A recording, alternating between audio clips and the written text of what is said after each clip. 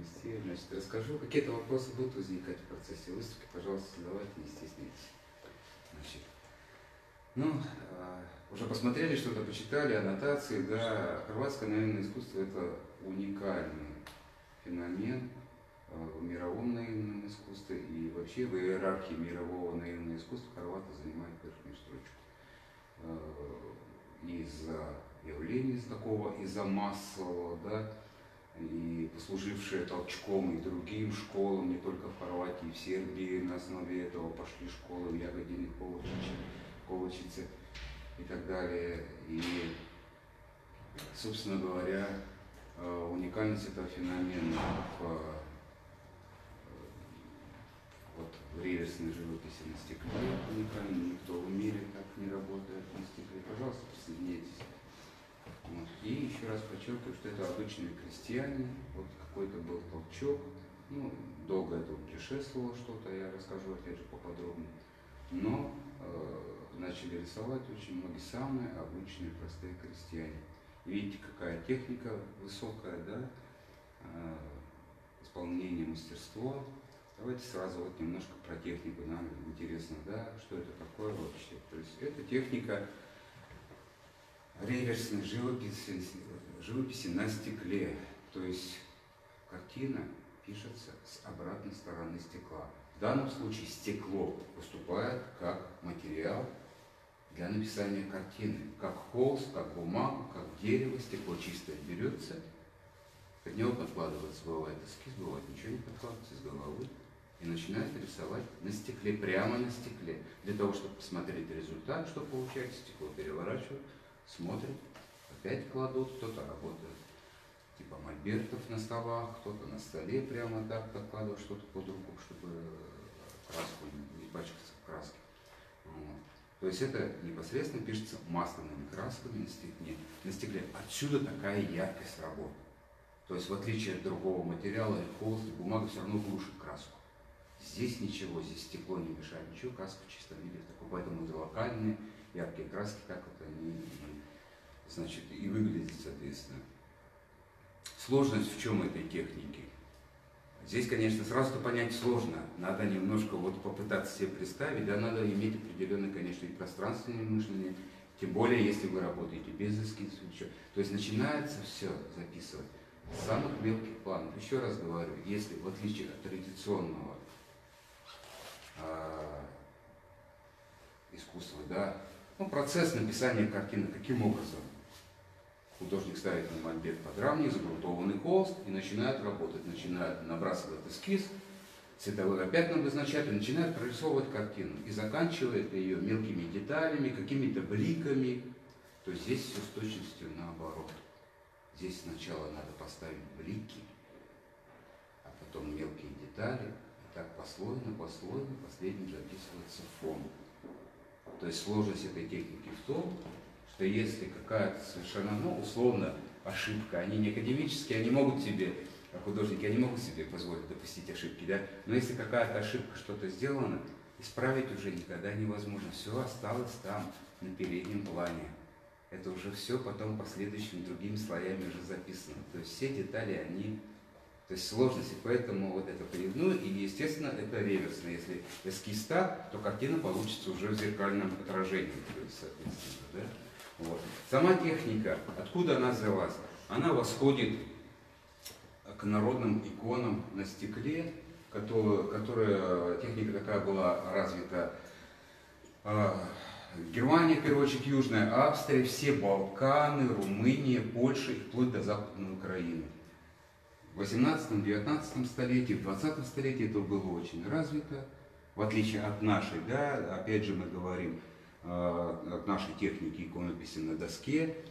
Вот все писали вот такие иконки, были целые артели, были примитивные мастера, писали эти иконки, на ярмарках продавали, поэтому каждая хозяйка могла себе вот такую иконку купить, и у них тоже все эти стены завешены в сельских домах, у них нет традиции иконописи такой, как у нас, еще раз говорю, на левкасе, на доске.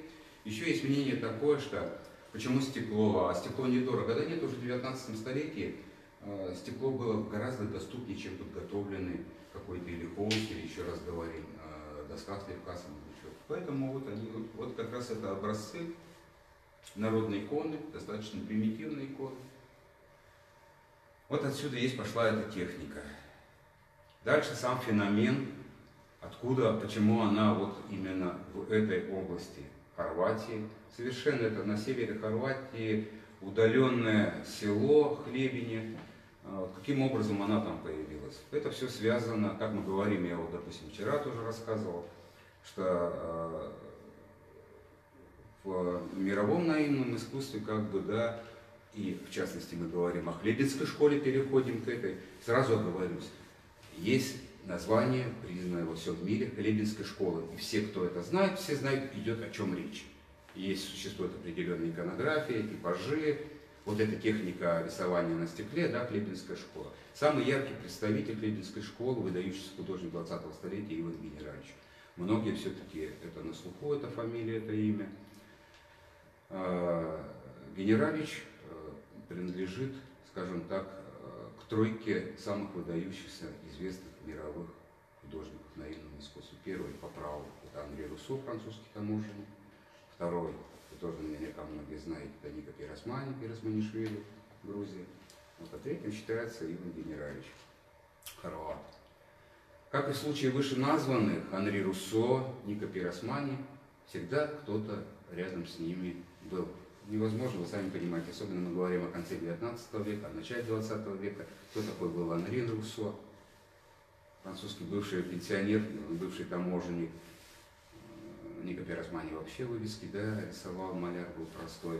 И поэтому никогда бы мы в жизни о них и не узнали, никогда бы они не пробились, если бы с ними рядом кто-то не находился, люди, кому понравилось их творчество, подвигал творчество. В случае Анри Руссо его приятели были Пикассо и Брак, и его окружение французское, которое позволило ему выставиться на салоне независимых и так далее. В случае Ника Пиросмани это братья Зданевичи, которые привезли его работы, показали на выставке «Мишень», авангард вместе с работами Ларионова, Гончарова и так далее. И в случае Ивана Генераловича с ним был рядом академический художник Эрстах Игедушич. Отдельная фигура, очень интересная, заслуживающая отдельной лекции. Очень яркая, талантливая личность.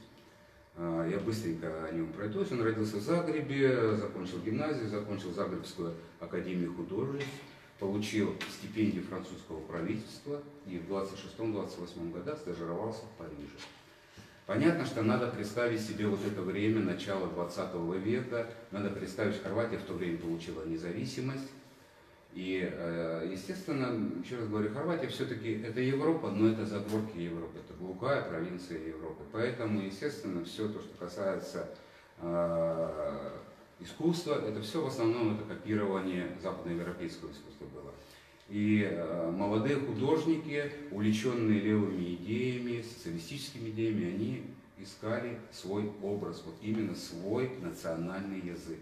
И поисками этого образа серьезно занимался Эрстах Игедушич. Во время стажировки в Париже много чего насмотрелся. Мы говорим еще 26-28 годы в Париже. Что там происходило? Что видел Эрстах Игедушич? Эрстах Игедушич, я уверен, он видел это годы активного творчества и активного выставочной деятельности Ларионова и Гончаровой. Это неопримитивизм. Отсюда взято это увлечение примитивизмом.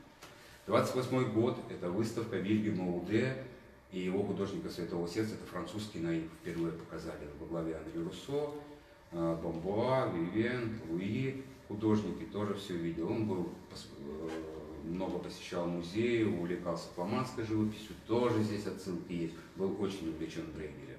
И случайно посетил выставку французской художницы Валентины Пракс, которая жена известного художника Йосипа Цаткина. И там он увидел, она рисовала тоже на стекле.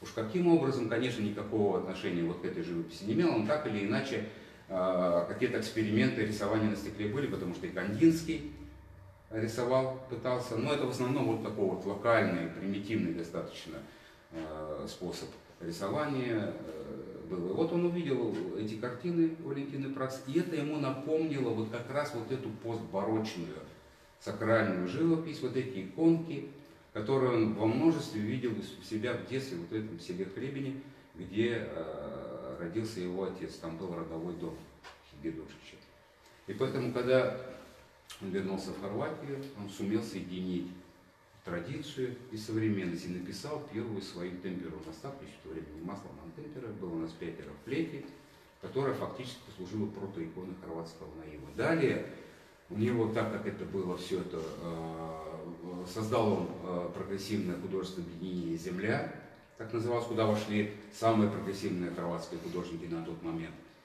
И вносится в программу объединения «Земля», вносится пункт работы с сельскими художниками. Вот случайно, как-то отдыхая, он время от времени приезжал в это село Хлебини, заброшенное в глубине, там в хорватской глубинке, это депрессивной. И случайно зашел в магазин, увидел на оберточной бумаге рисунки, поинтересовался у хозяина магазина, кто рисовал, он говорит, да, это мой племянник Иван Генералович. На тот момент Иван Генералович был всего 15 лет. Пригласил, познакомился, а тот уже был профессор. Разница у них была в 13 лет, но для 15-летнего мальчишки академический художник, он всегда называл господин профессор. Он, знаете, взял еще одного подростка ранним разом и начал с ним потихонечку заниматься. Как заниматься? Как? Объяснял технику рисования, показал, как рисовать на стекле, что-то объяснил. Но была твердая установка, ничего не перерисовывать, то есть девочки, как он говорил, то есть парни, рисуйте то, что видите. И вот эти неумелые крестьянские рисунки он впервые показал в 1931 году на 3-й выставке группы «Земли» в Загребе. Понятно, что это вызвало ожесточенную критику, естественно, ну что там, нашел кого показать неумелые рисунки. Но так или иначе это было свежо, это было ново, также вот среди академических художников и крестьянских художников. Вот это одна из афиш. Но в 1935 году полиция уже запретила землю из-за социалистических убеждений, тут из-за всей этой деятельности. Ну это вот они расформировались, но так или иначе вот этот состав, Люба Бабич, Иван Генералович, как мы видим, Перста Хигедушич, Желька, Ковачич, это вот те группы художников, были, это выставка 1939 года, вот как раз это оригинальный каталог, который вот показан, значит, эта группа. И дальше они продолжили выставляться в рамках этой группы, и в том числе на других выставках, да, потихоньку стало расти мастерство. Но еще надо, здесь всегда есть социальный контекст. В то время это огромный подъем хорватского села. Вот это там была зарегистрирована самая крупная, самая влиятельная сельская народная партия. И работа-то шла с крестьянами не только по линии искусства, и по линии, имеется в виду, христианские поэты, христианские писатели. И вот мы вот как раз вот говорим о Перста Хигедушиче, вот его рисунок из 1937 года. Судя по тем, которым эскизы еще есть, опубликованные в монографиях, очень похоже. Скорее всего, здесь картина называется «Хлебецкий мотив», но, скорее всего, здесь изображен двор семьи Генераличей в Хлебине. Вот. А эти рисунки, 3, на самом деле, цикл из 12 рисунков, литографии, это известный наивный художник Иван Лацкович, создал цикл работ в память Перста Хигедушича в 1975 году, когда Хигедушич умер. И вот как раз вы видите, значит, сам портрет Хигедушича. Вот эта земля, вот эта группа «Земля», символ земли, которая отрезнулась со смертью Хигедушича. То есть и отсылки к рисункам. У него был огромный цикл «Подорские мотивы Хигедушича». Вот как раз вот эти все «Престольный праздник», «Утопленник», это все отсылки к работам Хигедушича. Давайте дальше перейдем сюда, да, я расскажу теперь о Генераличе. Ну так вот они потихонечку, собственно говоря, и занимались.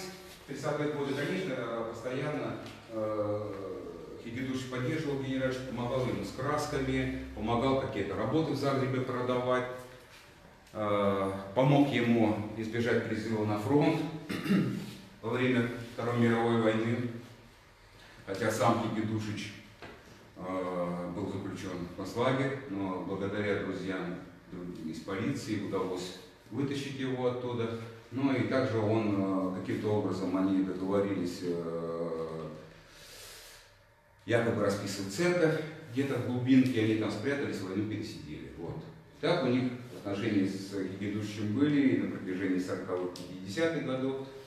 Хигедуши так они выставлялись все вместе, пока в конце 50-х отношения у них не испортились. Ну, как это часто бывает, начали выяснять отношения кто главнее, курица или яйцо. Когда уже после известнейшей выставки в Брюсселе в 1959 году, персональная выставка, была в 1958 году в рамках Экспо, были представлены работы Хигедушича и Генералича на всемирно известной выставке 50 лет современного искусства, где наряду со всеми выдающимися художниками первой половины 20 века был представлен работы Генералича и Хигедушича. И они получили приглашение через год организовать свои персональные выставки в Брюсселе, во дворце изящных искусств. И вот после этого началось, журналисты там уже начали писать, что Хигедушич ученик Генералича. Ну, терпение тут лопнуло, и, собственно, отношения расстроились, и не помирились до конца жизни. Отношения между собой выясняли до самой смерти, и не простили друг друга, к сожалению. Но так или иначе. Надо отдать должное Хигедушичу, в принципе, он никогда не давил и никогда. Да, он задал эту иконографию, да, он сумел создать эту технику. Сам Хигедушич далеко ушел, он работал во всех стилях, и фрески писал, и на стекле, и в поп-арте, и в авангарде, и в абстракции, везде работал. А надо отдать должное, что все-таки этот проект был запущен, и дальше уже его развивали сами. Конечно, Генералич далеко ушел от того, что были первоначальные работы, которые, когда совместно с Хигедушичем совершенствовалась техника.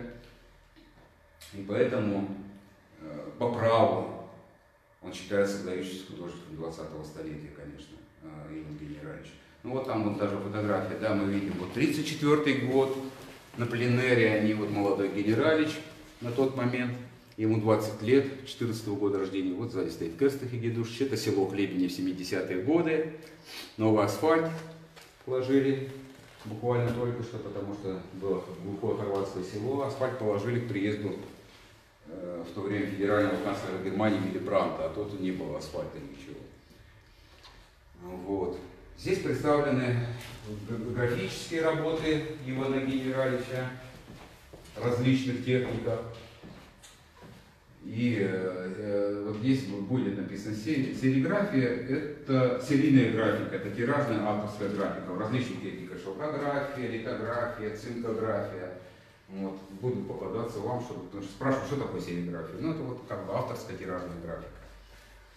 Это излюбленные мотивы Генералича: сельские танцы, свадьбы, как раз много-много у него написано. И маслом на стекле, и в графике он писал. Это рисунок тушью. Это эскиз. Вот как раз это вот подложка под стекло, как я вам говорил, да, вот подложечка под стекло. Кто-то по-разному, кто-то в натуральном формате. Вот Генералич, он, как правило, работал, вот он такой вот достаточно схематичный эскиз, да, под стекло класса, и уже начинал его уже как бы работать с ним, расписывать. Кто-то работает вообще без эскиза, весь замысел держит в голове.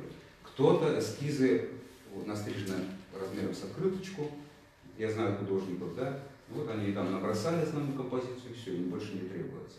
Вот это эскиз для картины, которая была написана в 1974 году, «Деревенские танцы». Вот как картина выглядит.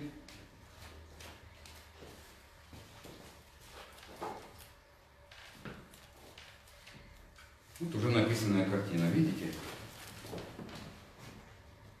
Ну, естественно, она перевернута. Потому что, еще раз говорю, когда мы рисуем на стекле, результат-то получается с той стороны, он уже все будет в зеркальном отображении. То есть все. Простите, я просто опоздала. Да. То есть эскиз в обычном изображении делается, да, ну, в прямом, а потом переворачивается в зеркальном и расписывается уже. Нет, эскиз, вот видите, там бумага, здесь защитное стоит антибликовое стекло. Предположим, что это вот и есть то стекло, которое будет картиной, да? Все, вот там бумага, вот так. И я начинаю работать, я поняла. С мелких деталей. Чтобы посмотреть, что получается, я переворачиваю каждый раз стекло, смотрю, что получается, опять кладу. Это рабочая поверхность стекла. А лицевая будет блестящая сторона. Да. Еще раз говорю, сложность в том, что исправить ничего невозможно будет, да? То, что как бы записано уже передним планом, уже никогда вперед не попадет. Вот очень хотел бы внимание обратить очень интересный экспонат, такой даже, может быть, даже не с художественной точки зрения, а вот как раз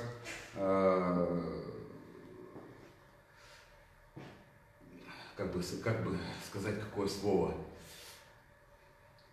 подобрать. Вот современной, то, что это интересует, еще и то, что... Давайте я расскажу, и вы наверняка поймете. Вот, это эскиз каталога выставки, знаменитой выставки, которая прошла в 60-м году по всей Хорватии. На ней были представлены, вот написано, там он двухсторонний, там тоже нарисовано, но то, что нарисовано с той стороны, вот она передняя часть. Это работы, на которых были показаны работы 59-го года, которые Генеральевич нарисовал в 59-м году. В 59-м году были созданы самые известные, хрестоматийные, потом в будущем известные на весь мир работы в 59-м году. И был создан в 1952 году в Загребе была создана Крестьянская художественная галерея. Это первый музей наивного искусства в мире. В то время он назывался Крестьянская художественная галерея. Потом была в 1956 году переименована галерея примитивного искусства. И в то время директор галереи примитивного искусства попросил Генеральевича нарисовать собственноручный каталог выставки. Генеральевич нарисовал свой собственный каталог выставки. Вот видите, вот это как раз то, что он нарисовал. То есть это настоящий каталог, где нарисованы все картины, которые участвуют, все подписаны. Мало того, написано вступление в каталог лично, тут маленькая автобиография, значит. Такая простая крестьянская, да? Что он там пишет?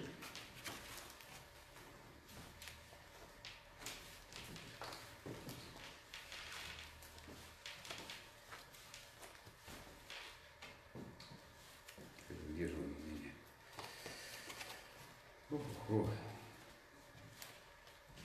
Пишет, что предисловие написал. От самого детства отец мне говорил, чтобы я трудился.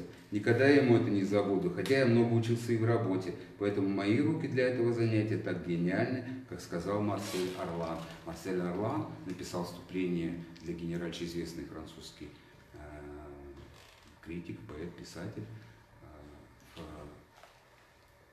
Знаменитая, опять же, да, его очень успешная выставка в 1953 году, которая прошла в Париже у Генеральевича. Вот от того момента узнали все, что есть такой Генеральевич, в том числе и соседи все узнали. И оттуда есть пошло и вот интерес у других художников, которые стали заниматься, когда Генеральевич прославился. Вот, просто пометочка такая. Больше всего я трудился в 1959 году. Было очень жалко, что до этого я не смел рисовать то, что приходит мне в голову. Думал, не может крестьянский род так рисовать. А сейчас природа сама выходит из меня. Так я и творю в своей хижине. Митча Башичевич, это вот как раз директор галереи, говорит, что таких оленей нигде нет. Если вы знаете, о каких оленях идет речь, да, самая известная картина Генеральевича «Олени сваты». Вот она. Или олени идут на свадьбу, называется «Олени сваты». Вот такая она, большоформатная работа, белые олени. Вот он как бы и говорит, что таких оленей нигде нет, каких я нарисовал. Так ведь это не я не для правды рисовала, потому что они во мне есть. Поэтому думаю, что этот 59-й год важен для моей живописи, так как я нарисовал много картин. И вот здесь вот как бы основные те, которые известны, вот они все есть. Это вот олени, сваты как раз, да, «Смерть Вириуса», «Мое ателье», «Адам и Ева», и другие, Косовка, вот петухи повешены, это все из будущем известны, которые сейчас находятся в постоянной экспозиции Музея наивного искусства в Загребе. Вот его работа, вот «Смерть Вириуса». Вириус это был тоже наивным художником из первого поколения, он был гораздо старше Генеральевича, он погиб в 1943 году в концлагере нацистском. Вот наивный художник «Адам и Ева», вот такие вот работы. «Мое ателье», вот. Понятно, да, крестьянская, вот, повешенный петух, у него очень много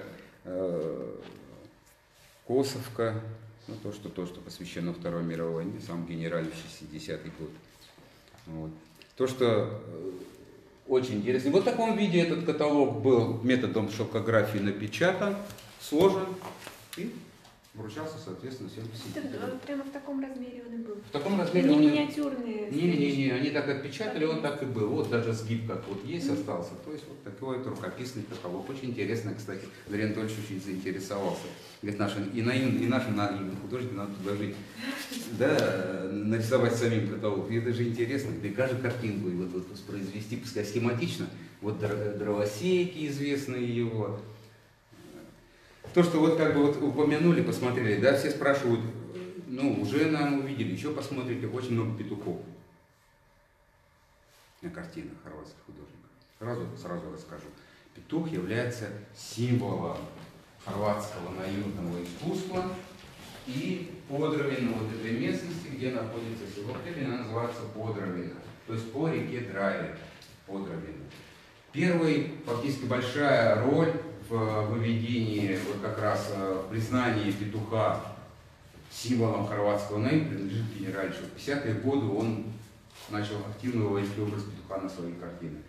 В различных видах. И петух распятый, и петух повешенный, и петух ощипанный, и на различных картинах. Но много, конечно, вопросов возникали, почему такое вот отношение к петуху. Да, в шутку Генералич говорил, говорит, так я вот с детства такое, у меня к нему отношение. Говорит, мы с братом, брат у него был у Генералича, Мата Генералич, известный скульптор. С братом, когда были молодые, любили погулять допоздна в своей деревне. А утром было не встать. А папа что делал? Брал петуха, заносил к нам в комнату, давай его шугать там по всей комнате. Петух там как сумасшедший скакал, куда прыгал, все, говорит, сна как не бывало. Вот с тех пор я его так за это, собственно говоря, и не очень. Ну, говорит, это шутка, конечно, потому что хорошо, говорит, для нас он был будильником, для нас с братом. Ведь на самом деле петух провозвестник пожаров, наводнений, и вообще мы знаем, да, петух как психопом, как проводник души в иной мир. Петух у нас поет, провозглашает день, то есть на границе света и тьмы, то есть петух, он достаточно метафизической фигурой, поэтому, когда Генералич рисует и повешенного, и распятого петуха, и так далее, вот опять же, вот различные варианты, видите, петух пожар называется картина, петух на крыше во время пожара, еще раз говорим, вот петух рядом, как проводник души в иной мир, рядом с Мерковириусом, с приятелем, петух распятый, петух ощипанный, много всего. И вот и сам Генералич, видите, автопортрет с петухом. Много-много у него изображений петухов. И вот здесь такая вот у нас есть графика. Здесь тоже пример ироничного отношения к образу петуха. Потому что вот мы там увидим с вами в следующем зале картинку. Там есть картинка, называется «Откорм гуся». Вот гусей для чего откармливают? Насильно. Нет традиции. Нет традиции в России, не знаю, ну фуагра на печень, да, поэтому их, собственно говоря, гусей откармливают. И в сельских домах также было в хозяйстве, и до сих пор, то есть их откармливают для распечи. Естественно, петухов никто принудительно не откармливает, печень петуха никому не нужна, но Генералич вот здесь как бы изобразил личное отношение, то есть «Откорм петуха» называется. То есть, ну, такое, как бы, шутка такая. Здесь работы, представленные на стекле. Работа 56-го года. «Лес из снов». Как раз это вот замечательный пример, замечательный образец так называемой коралловой растительности. Вот это, скажем, творческий прием Генералича для изображения леса. Вот это переплетение веточек, сучков, вот такое, конечно, загадочный и немножко таинственный. Очень яркий пример. И главный куратор Музея наивного искусства Хорватии Светлана Сумпар, с которой мы очень близки, вот она так говорит об этой работе: чудесный, типичный генеральский пейзаж, в котором великий мастер концентрируется на любимой тематике леса. Вот. Картина интересна еще и тем, сама картина, изображенный на ней лес, тем, что она, данная картина и лес, послужили прообразом для создания других всемирно известных классических работ Генералича. Это «Белый олень», тоже написано в 1956 году. Вот видите, тоже этот лес. Вот сначала в 1956 году он одного оленя белого нарисовал вот с таким лесом. И, как я вам показывал, уже прообраз в дальнейшем и большого леса, большой картины, она большая, она метровая картина. Вот сама фотография, где 50-е годы, вот наша картиночка, вот Генералич стоит рядом с ней на фотографии. Вот. Здесь еще представлен вот другой образец. Картина «Полдень».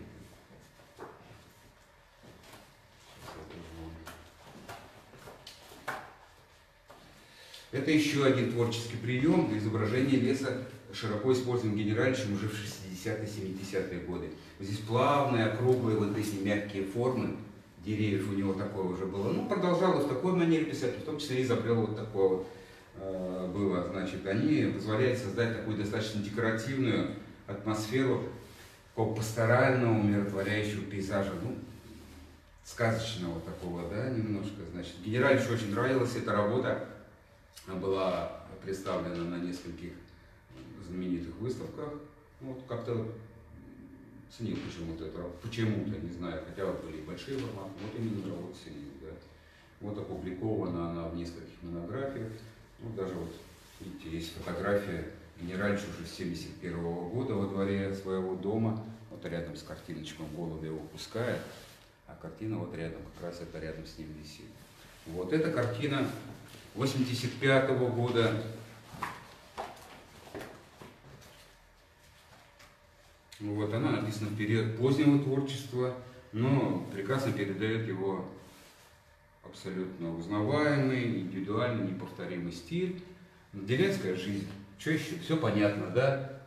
Весенний бодрский пейзаж, деревья цветут, работа на поле, отдых с любимой после работы. Надо уметь и работать, надо уметь и отдыхать. Вот тоже такая вот фотография есть. Вот видите, Генералич стоит рядом с этой работой. Это во время подготовки выставки в Мюнхене. А он их не повторял? Он повторял, ну, не скажем так, что не копировал, но повторял какие-то наиболее сюжеты, воспроизводил в 60-е, 70-е годы, да. Замечательный мастер. Давайте перейдем сюда. Здесь представлены работы второго и третьего поколения Хлебинской школы. То есть вот после войны, после Второй мировой войны, после фактически где-то буквально там 46-47 год, такие молодежь хорватская, вот эта сельская, там Драган даже, вот, которая работает, Драган даже, Франjo Филиппович, заинтересовались. Генералич с ним взял на себя, как в свое время, роль Керста Хигедушича, который с ним занимался. Генералич тоже начал потихонечку так, ну, как советами там что-то помогать, что-то вот подсказывать, начали еще рисовать. А вот после успешного, как я уже говорил, выступления замечательной выставки в Париже в 1953 году, когда вся пресса югославская написала об этой выставке, то интерес пробудился и у других жителей, в том числе и этого села, и окрестных сел. Ну как это так? Крестьянина соседнего села, вы посмотрите, мировой успех, а мы что хуже? Ну и, собственно говоря, вот тоже начали потихонечку заниматься. И в 1954 году в городе Копривница, вот как раз их областной этот город, он небольшой, там небольшие города в Хорватии. Копривница известна своим градообразующим предприятием, и наверняка все знаете это предприятие Подровка, которое производит известные приправы, супы, вегетта. Вот это как раз там. В 1954 году состоялась первая послевоенная выставка, где были представлены, как раз вот сформировалось второе поколение, как раз сформировалась вот та Хлебинская школа, которую весь мир узнал в будущем, которое то поколение, второе поколение, которое мировое турне по всему миру проехалось и по всем странам, в том числе и у нас. Они выставлялись в Государственном Эрмитаже, в музее имени Пушкина, в Государственном русском музее у нас с успехом выставки проходили. Вот и работа как раз одного из классиков тоже и мирового, и хорватского наивного искусства, Ивана Вечиная. Вот это как раз картина с той выставки, с той первой послевоенной выставки 1954 года. Еще Иван Вечинай только начинал рисовать, конечно. Вот у кого-то, если будет интерес посмотреть дальнейшее, потому что это вот то, что его первые работы никакого, скажем так, отношения, не то что отношения, а то, что в дальнейшем он создал. Наберите в Яндексе, в Гугле «Чудо хорватского наива», вывалится мой блог, он так и называется, и там есть статьи художников, очень много репродукций, вы можете посмотреть, что потом было такое. Там были огромные полотна, шикарные петухи, библейские темы. Ну вот мы говорим, вот как раз я говорил, вот это от корм гуся, это понятно. Здесь вот как раз нарисовал свою жену, Катицу, вот мы говорим, да. Ну, об этой работе много кто писал, и писал о ней Отто Бехали-Мерил, автор Всемирной энциклопедии наивного искусства. И Ветчина нарисовал, как жена откармливает гуся. Она сидит на земле, а лицо у нее как у Мадонны. Около нее живность, соломой крытые дома, полуденная тишина. Вот такое было, да? Вот сам как выглядел. Вот как раз 50-е годы. Вот крестьянин с коровой стоит. Вот жена катится, вот картинки держит, корова рядом. Вот такое было. Нищие крестьяне, из нищей семьи, абсолютно. У всех абсолютно, у Генералича, у представителей второго поколения, начальное образование, 4 класса у всех. Ни у кого не было. Они дети военного поколения. Посчастливилось, я застал его, он в 20-м году родился, да, Генераль в 14-м, Ветчина в 20-м году, даже родился в 30-м году, Яковлевич еще в 35-м году, единственный оставшийся жил. Все они дети военного поколения, возможности продолжить образование. Естественно, никакого не было. У всех просто было вот 4 класса. А посмотрите, какие картины, да? Да и в дальнейшем мы говорим, что наивный художник, в первую очередь, критерий, считается среди искусствоведов, это отсутствие профессионального образования. А в каком профессиональном образовании здесь? Вообще нормального образования нет. Причем и у последующих поколений, в лучшем случае, средняя школа, а то и средняя школа, там, 8-летки у многих, вот, какое мастерство. Ну и вот как раз вот это представлено послевоенное. Все их имена вписаны во всемирно, они считаются классиками Глебинской школы, их работы находятся в постоянной экспозиции всех югославских музеев, и не только югославских, мы не говорим о Генераличе, то есть работы Ковачича, Ветчина находятся в очень многих музеях Анри Руссо в Лавале, Анатолий Жаковский в Ницце, в Ватиканском музее, в галерее Тейт, во многих частных коллекциях, в коллекции Ричарда Никсона, в коллекции князей Монако, в коллекции королевской английской семьи. Многие, допустим, уже я не говорю, может быть, люди старшего поколения кто-то знает, допустим, вот тоже говорим о Ветчине, да, может кто-то знает, такой был оскароносный актер, очень известный, Юл Бриннер, никто не знает, это снялся «Великолепная семерка», был такой вестерн в свое время, это был культовый, вот. Очень популярный number one звезда, кстати, наш русский, из первой волны эмиграции. Вот, говорим о том, что они оставались крестьянами даже на пике своей славы и, собственно говоря, достигнутого какого-то благосостояния, да, конечно, не богачи стали, но все-таки какой-то и дома себе позволили, детей выучить, вот. И вот такой вот интересный случай, что никогда не забывал про свою землю, про грунт, они называют земля грунт, про свое домашнее хозяйство, есть такая вот у них семейная история. Да, я общаюсь, я его самого, я с сыном его общаюсь, я вообще со многими художниками, естественно, знаком лично, сразу говорюсь, да, вот. А как меня туда привело? Давайте я сразу вам скажу, это, наверное, сразу вопрос, как туда попал? Да, случайно, как бы о Генераличе, естественно, я знал ранее, случайно на глаза 80-е годы попала мне монография Генералича, так я хорошо запомнил, вот, и при первом посещении, случайном посещении Хорватии, более 10 лет назад, 11 лет назад, естественно, я помятуя об этом, я в Загребе сходил в музей, я также не представлял, я также видел картинки, написано «масло, стекло», я не представлял как это. Я думал, что маслом на стекле, вот на стекле масло нарисовано. Когда увидел, тоже подумал, что как, может быть, они закрыты стеклом, эти картины. Нет, только когда поехал к художникам, вот увидел эту технику. То есть увидел в музее, захотелось мне прокатиться, где-то кого-то найти, да, познакомиться с кем-то, не быстро, потому что отсутствие знания языка, мешало, язык не знал совсем. Но интерес был, я продолжил посещать Хорватию, выучил язык в итоге, что не сделаешь ради собственного интереса. Ну, сейчас где-то я так стараюсь, но где-то получается у меня пару раз я езжу, скажем, такие вот в полевые, в творческие командировки, да. Ждут они все. Мы приятель, с кем-то дружу, с кем-то приятельствую. Естественно, сейчас после этой выставки, после каждой выставки мы печатаем каталоги. Я отложу каталоги, рассказываю про выставки, они ждут, не дождутся. Они с огромным пиететом относятся к России, к нашей культуре, к нашей литературе, к нашей музыке. Поэтому те, что выставки проходят в России, это вес. Вот. И поэтому, когда мы вот говорим, поэтому я со всеми с ними общаюсь и многое знаю о них, о их жизни. Вот, говорит, такая вот рассказанная сыном была история Младена. Вот, что в начале 70-х Ветчина со своей женой Катей, которая изображена на картине, посетили США по приглашению известного, вот, как говорю, американского актера, лауреата премии Оскар Юла Бринера. А как, каким образом познакомились? Снимали совместный югославско-американский фильм «Битва на Неретве».